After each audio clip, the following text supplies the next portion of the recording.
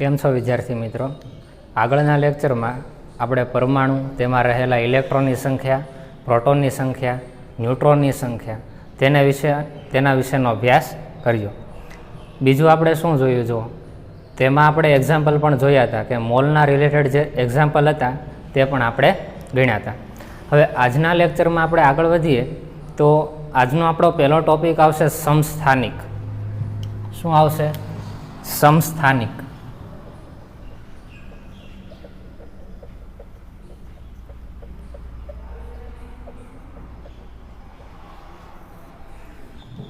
ધોરણ 10ની અંદર તમે ભણી જ ગયા છો સમસ્થાનિક કોને કહેવાય. તો આપણને ખબર છે કે જે તત્વોના પરમાણુ ક્રમાંક સમાન હોય પરંતુ તેના પરમાણુ ભાર કેવા હોય? અલગ અલગ હોય. તે તત્વોના શું કહેશું? સમસ્થાનિકો તરીકે ઓળખીએ છીએ. તો આપણે લખીએ, જો શું કીધું? તત્વો માટે શું કીધું? પરમાણુ ક્રમાંક કેવા હોય? સમાન. પરંતુ શું કીધું? પરમાણુવીય દળ કેવા હોય? જુદા જુદા હોય. જે તત્વોના પરમાણુ ક્રમાંક સમાન હોય પરંતુ તેના પરમાણુવીય દળ જુદા જુદા હોય તો તે તત્વોને એકબીજાના સમસ્થાનિકો તરીકે ઓળખશું. એક્ઝામ્પલ લઈએ આપણે. જો તમને પરમાણુ ભાર કોને કહેવાય એના વિશેનો ખ્યાલ છે, પરમાણુ ક્રમાંક વિશેની પણ તમને ખ્યાલ છે, તો જોઈએ. જો આપણે લઈએ કાર્બન. કુદરતમાં કાર્બનના ટોટલ 3 સમસ્થાનિકો મળે છે. કેટલા હશે? 3 સમસ્થાનિકો. હવે જો તો કાર્બનનો પરમાણુ ક્રમાંક શું થાય? 6 ફિક્સ જ હોય. અને મેં તમને અગાઉ કીધેલું છે કે પરમાણુ ક્રમાંક છે એ પરમાણુની સંજ્ઞાની ડાબી બાજુ નીચેની સાઈડ લખશું તો અહીંયા શું આવશે? પરમાણુ ક્રમાંક 6. પરમાણુ ક્રમાંક કેવું? 6. તો જુઓ તો પરમાણુ ક્રમાંક કેવા થયા? સમાન છે પણ તેના પરમાણુય દળ કેવા હશે? જુદા જુદા હશે. પહેલો કાર્બન લઈએ તો તેનો પરમાણુય દળ શું થાય? 12. બીજા માટે જોઈએ તો કેટલો થશે? 13. અને આના માટે કેટલો થશે? 14. તો તમે જોઈ શકો છો કે પરમાણુ ક્રમાંક ફિક્સ પણ પરમાણુય દળ કેવા? જુદા જુદા. 12, 13 અને 14. તો આ કાર્બનના ટોટલ કેટલા સમસ્થાનિકો થઈ ગયા? 3 સમસ્થાનિકો થઈ ગયા જે આપણને કુદરતમાં મળે છે. બીજું એક એક્ઝામ્પલ જોઈએ. જો કુદરતમાં ક્લોરીનના ટોટલ 2 સમસ્થાનિકો મળે છે. ક્લોરીનનો પરમાણુ ક્રમાંક કેટલો થશે? 17. પરમાણુ ક્રમાંક બેયનો સેમ થયો પણ પરમાણુ ભાર કેવા હશે? જુદા જુદા. પ્રથમ સમસ્થાનિક છે એનો પરમાણુ ભાર છે 35 જ્યારે બીજા સમસ્થાનિકનો પરમાણુ ભાર કેટલો છે? 37. તો આ 2 એક્ઝામ્પલ ઉપરથી તમને ક્લિયર થયું હશે કે સમસ્થાનિકો એટલે શું? પરમાણુ ક્રમાંક સમાન પરંતુ પરમાણુ ભાર જુદા જુદા, તો તેને એકબીજાના સમસ્થાનિકો તરીકે ઓળખવામાં આવશે.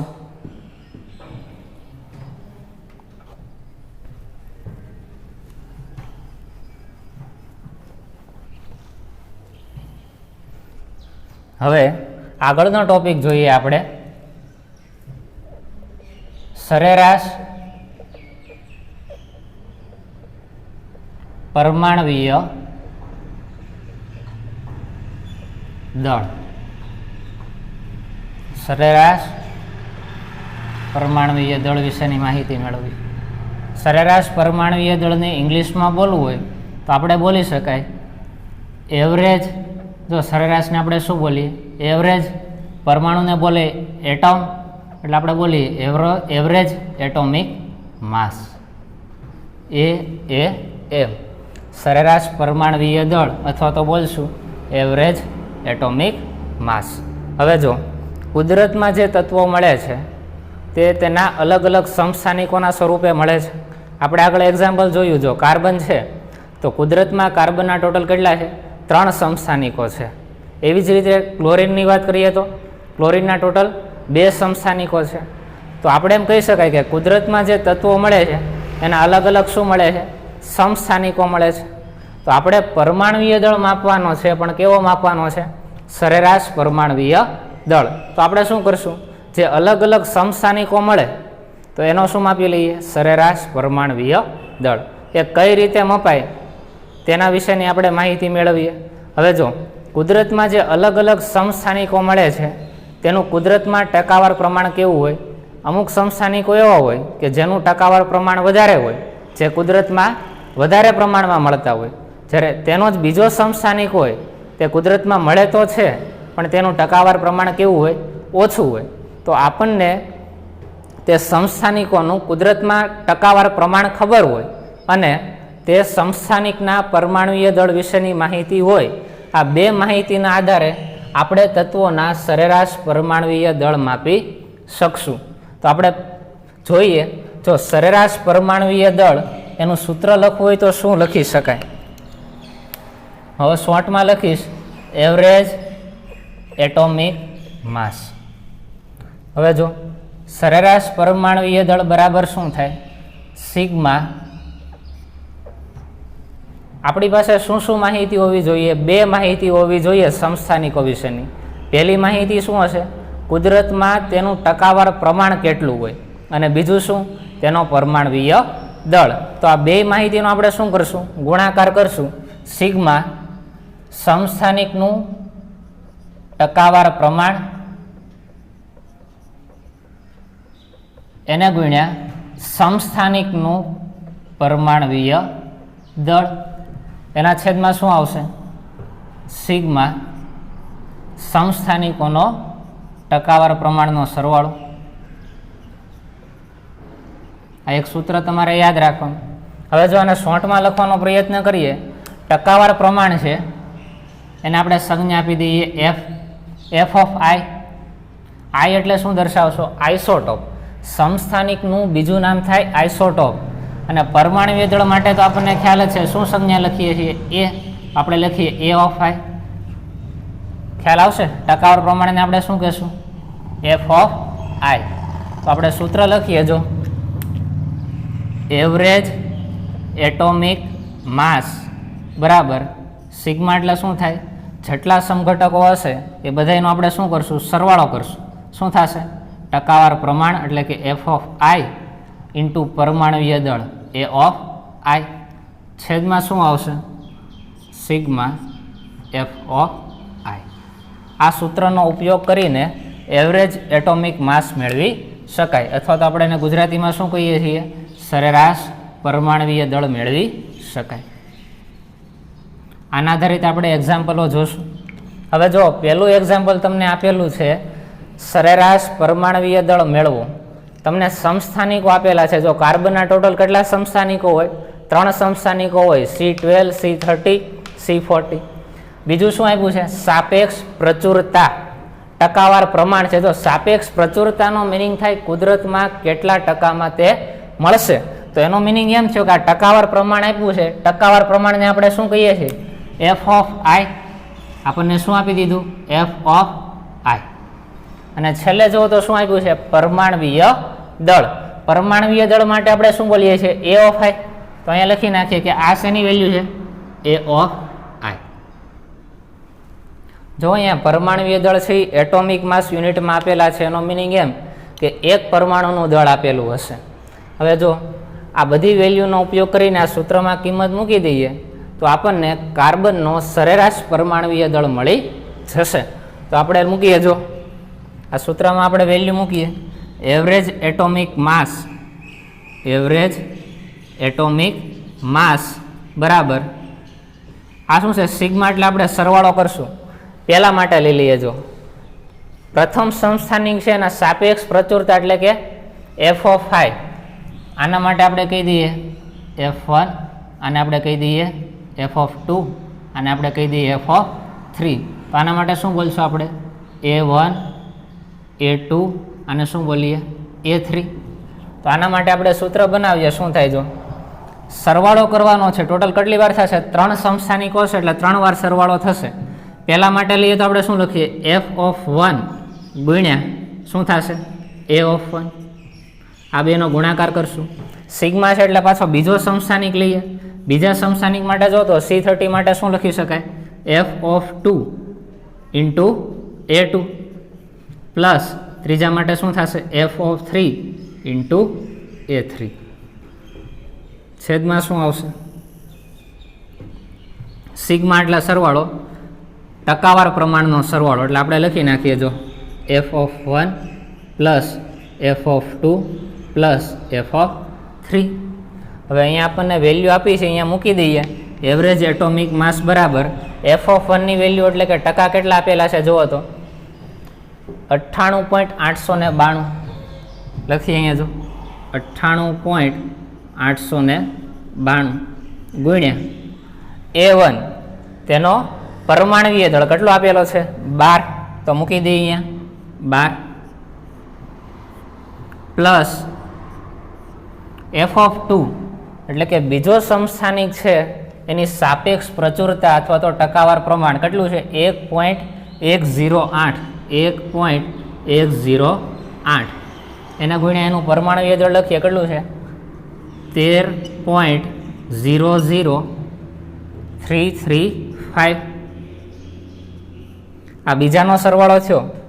જો અહીંયા સિગ્મા છે એનો મિનિમમ થાય 3 ઘટકના સરવાળા કરશું પ્લસ ત્રીજાની વાત કરીએ જો f3 ત્રીજા માટે શું આપ્યું છે 2 ગુણ્યા 10⁻10. એક કામ કરીએ જો પહેલાં 2 ગુણ્યા 10⁻10 આને બીજી રીતે લખવું તો કઈ રીતે લખાય જુઓ તો 2 એના છેદમાં આપણે શું લખી નખાય 10⁻+10 થાય. અહીંયા જો અહીંયા ગુણાકારમાં ઉપર છે એટલે -10 હતી, પણ આપણે આના છેદમાં લઈ ગયા એટલે કેવી થઈ ગઈ +10. હવે જો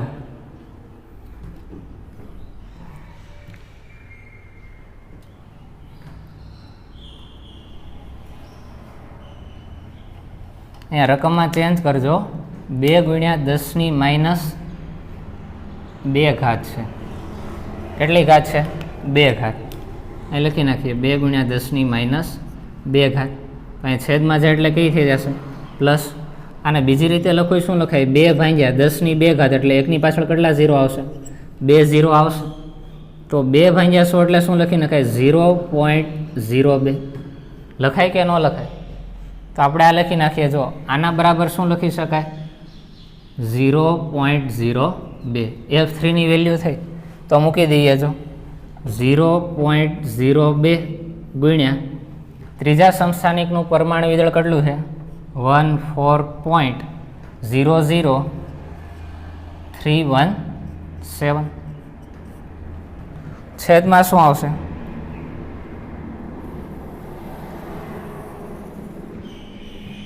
f1 plus f2 plus f3. હવે જો ટકાવાર પ્રમાણ છે એનો આન્સર 100 જ આવવાનો છે. શું આવવાનો છે 100, કેમ કે ટકા કેટલા થશે 100. તો લખીએ જો પહેલું f1 કેટલું છે 98.892 પ્લસ બીજા માટે કેટલું છે 1.108 પ્લસ ત્રીજા માટે આપણે શું લખ્યું 2 ગુણ્યા 10⁻2 ને આપણે બીજી રીતે શું લખી શકાય 0.02. હવે તમે જોશો ને અહીંયા છેદનો સરવાળો કરશો એટલે હંમેશા કેટલો આવશે 100 જ આવશે. કેટલો આવે 100 જ આવે. હવે આનું સાદુરૂપ તમારે જાતે આપવાનું રહેશે. આનો આની સાથે ગુણાકાર કરો જે વેલ્યુ આવે, પછી આનો આની સાથે ગુણાકાર અને આનો આની સાથે ગુણાકાર કરશો, પછી અંશનો શું કરી નાખો સરવાળો. છેદમાં તો 100 જ આવવાના છે. આનો આન્સર શું આવે હું તમને કહી દઉં. કાર્બન માટે આનો આન્સર આવશે 12.011. શું આવશે 12.011. આ શું મળ્યું આપણને એવરેજ એટોમિક માસ. એકમ જુઓ તો શું આવશે સરેરાશ પરમાણુય દળ માપવો છે. પરમાણુય દળનું એકમ શું છે એટોમિક માસ યુનિટ. આ પ્રથમ એક્ઝામ્પલના આધારે તમને સરેરાશ પરમાણુય દળ મેળવતા આવડી ગયો હશે. હવે આપણે બીજો એક્ઝામ્પલ જોઈએ. જો સ્વાધ્યાયનો દાખલા નંબર 1.9 આપેલો છે.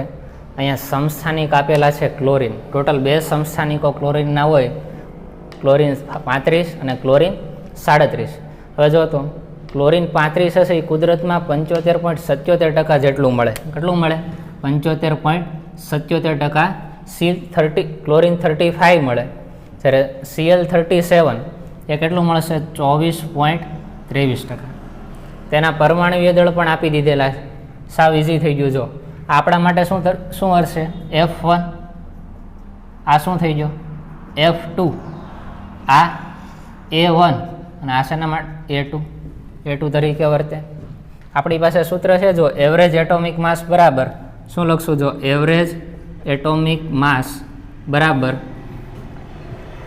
પાછો શું કરશું પ્રથમ સમસ્થાનિક એના ટકા એના ગુણ્યા પ્રથમ સમસ્થાનિકનું પરમાણવીય દળ એટલે લખીએ જો F1 ની વેલ્યુ કેટલી છે 75.77 ગુણ્યા પ્રથમ સમસ્થાનિકનું પરમાણવીય દળ કેટલું આપેલું છે 34.9689. આ પ્રથમ માટે થયું.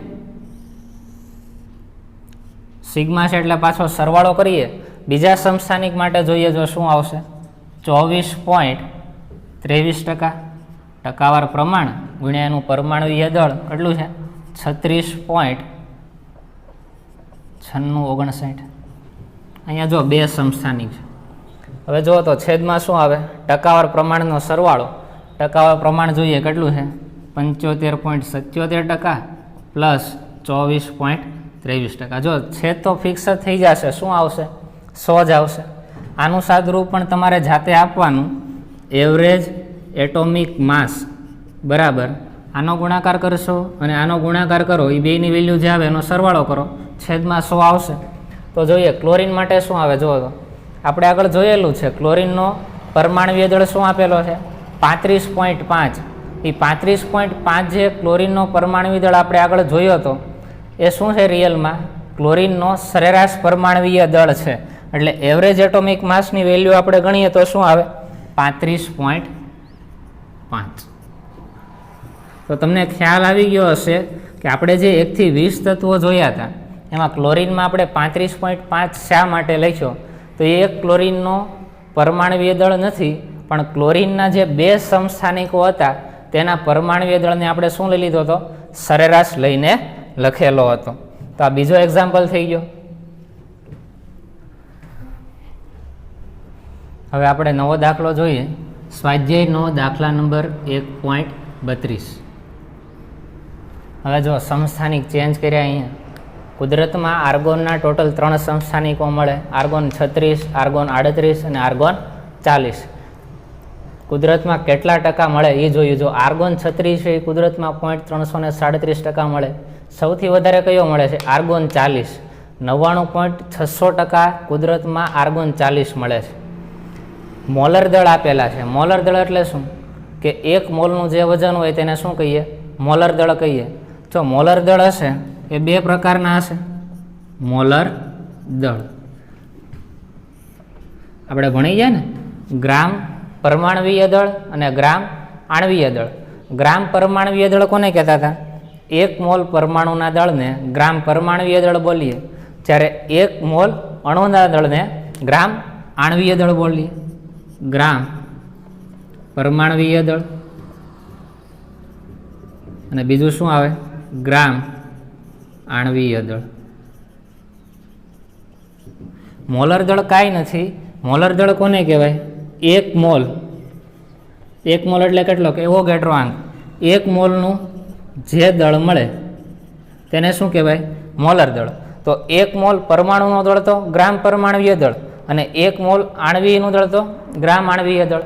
એટલે મોલર દળ એટલે બીજું કાંઈ નથી. અહીંયા જો આર્ગોન છે પરમાણુ છે તો અહીંયા જે મોલર દળ આપ્યા છે રિયલમાં શું છે પરમાણવીય દળ છે. શું છે ગ્રામ પરમાણવીય દળ. અને અહીંયા 1 મોલ માટે માપવામાં આવે તો આનો એકમ શું થાય 1 મોલ માટે એટલે પ્રતિ મોલ આવે ને આપણે લખીએ ગ્રામ પ્રતિ મોલ. 1 મોલનું જે દળ આવે એ ગ્રામ પરમાણવીય દળ કેમ આવશે ગ્રામમાં આવશે. આના માટે આપણે શું લખીએ છીએ ગ્રામ પ્રતિ મોલ. 1 મોલનું વજન જે આવે એને કહેશું ગ્રામ પ્રતિ મોલ. હવે આપણે રકમ જોઈએ. જો એવરેજ એટોમિક માસ માપો છે. એવરેજ એટોમિક માસ કોનો માપો છે આર્ગોન માટે. તો માપીએ જો આપણે આને પ્રથમ ક્રમ લઈએ તો આપણા માટે F1 તરીકે વર્તે. આ F2 આ F3 એવી રીતે આ જુઓ તો A1 A2 અને આ શું થઈ ગયું A3. આનો આની સાથે ગુણાકાર પ્લસ આનો આની સાથે ગુણાકાર પ્લસ આનો આની સાથે ગુણાકાર કરશો એટલે આન્સર આવશે. આપણે લખીએ જો 0.337 ગુણ્યા ટકાવાર પ્રમાણ ગુણ્યા પરમાણવીય દળ કેટલો છે 35.96,755 આ પહેલા માટે થયું. સિગ્મા છે એટલે ત્રણે ત્રણના આપણે સરવાળા કરશું. પ્લસ બીજાની વાત કરીએ તો જો ટકાવાર પ્રમાણ છે 0.063 ગુણ્યા શું થશે 37.96,272 પ્લસ ત્રીજા માટે આપણે જોઈએ જો 99.600 ગુણ્યા તેનું પરમાણવીય દળ છે 39.9624. આ શું થઈ ગયું? અંશની વાત થઈ. છેદમાં શું આવશે જુઓ તો